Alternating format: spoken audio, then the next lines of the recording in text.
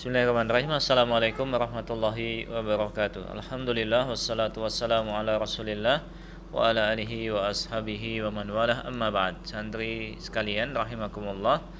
Alhamdulillah di kesempatan pagi hari ini kita akan mempelajari ilmu tajwid di semester 2 untuk kelas 9. Pelajaran pertama adalah kaitannya dengan waqaf dan ibtida'.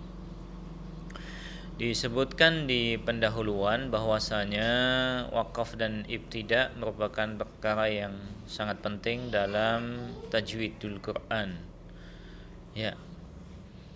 Maka di situ disebutkan sebuah riwayat dari Abdullah bin Umar radhiyallahu taala anhuma, di mana beliau mengatakan, kami menjalani hidup dalam waktu yang masing-masing dari kami diberi pengajaran iman sebelum pengajaran Al-Quran.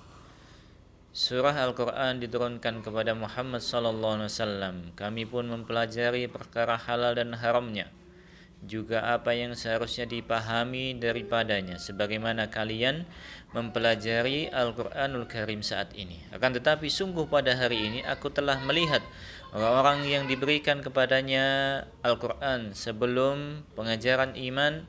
Dia membaca dari mulai pembukaan hingga penutupannya tanpa mengetahui perintah dan larangan yang terkandung di dalamnya. Juga bagaimana seharusnya dia memahami hal itu. Dia tak ubahnya orang yang menaburkan kurma yang buruk, yakni tidak bisa mengambil faedah dari Al-Quranul Karim.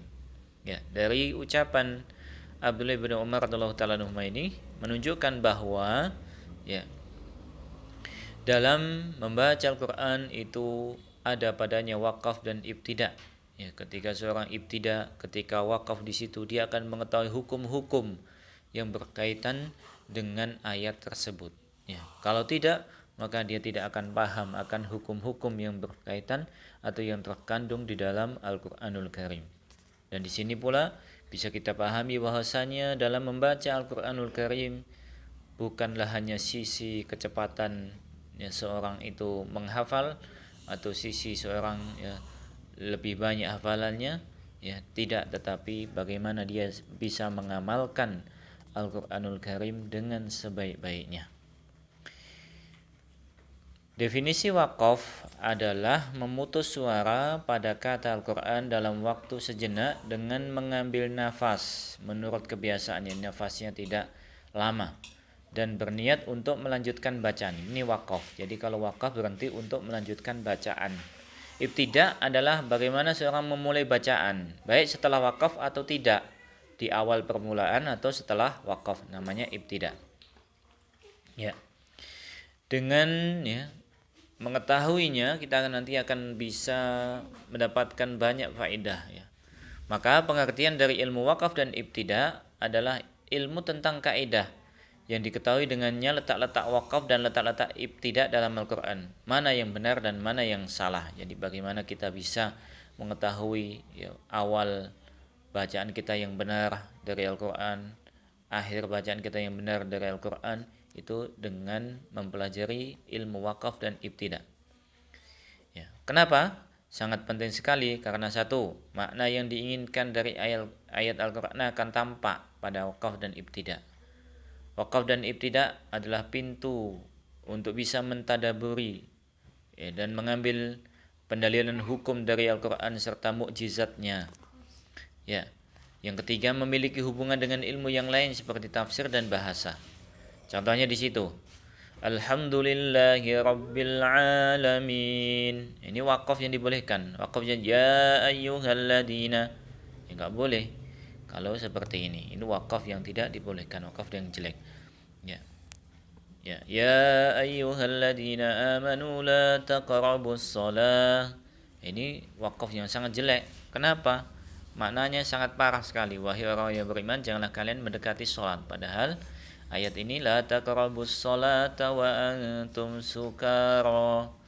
Janganlah kalian mendekati sholat dalam keadaan mabuk. Ini awal-awal ayat tentang pelarangan khamr di situ. Juga Imam Ibnul Jazari berkata, wa ba'da tajwidikal lil hurufi la budda min ma'rifatil wuqufi. Setelah kamu mengetahui tajwid huruf-huruf Al-Qur'an, maka wajib bagimu untuk mengetahui letak-letak wakaf. Ya. Maka perhatikan di latihan soal itu. Ya, mana yang boleh? Dzalika bi annallaha huwal haqqu wa annahu yuhyil mauta wa annahu ala kulli syai'in qadir. Ya, yang mana yang boleh, mana yang tidak boleh. Nanti wakaf yang benar mana, sebabnya kenapa? Ya, wakaf yang salah mana, sebabnya kenapa? Nanti ya, ini ayat ya, silahkan dicari di Al-Qur'anul Karim. Ketika kalian mengetahui maknanya, maka kalian akan ya, mengetahui mana wakaf yang benar. Dzalika, yang demikian itu bi annallaha wal haqq. Ya. Dikarenakan Allah Subhanahu wa taala itulah al-haq. Ya.